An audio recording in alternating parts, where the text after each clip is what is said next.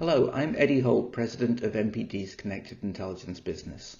One of our core projects is to dive into the true coverage of broadband internet across the United States at a county level to better understand its impact on consumer technology ownership. To be clear, we look at internet access to the home, not the theoretical coverage, but the actual penetration of internet at its varying real-world speeds into the consumer's home.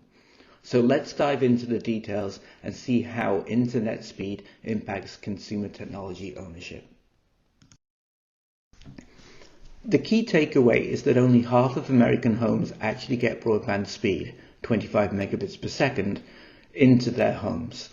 And nearly 40% of homes experience less than 10 megabits per second. Nearly half of those households have either no internet at all or make use of a smartphone for their internet, using the device's hotspot to power other devices.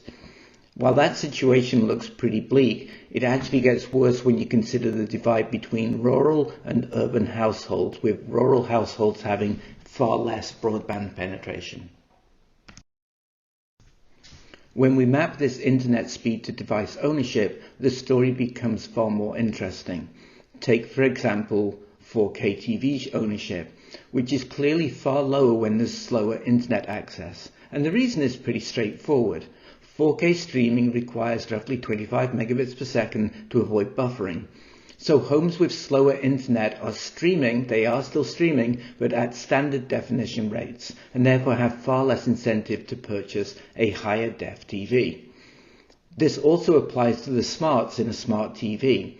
While consumers with poor internet are still going to buy these TVs, the use is far less, meaning that the TV OEM does not benefit from the data gained via this use. Instead, these consumers are far more likely to buy or rent DVDs still, with a purchase trend that's almost the mirror opposite of the 4K ownership story. Clearly, this creates a challenge for the TV manufacturers, who require that data and the advertising revenue to help sustain their manufacturing. But that's far from a unique example. Cloud-based or digital download gaming tells a similar story, for example.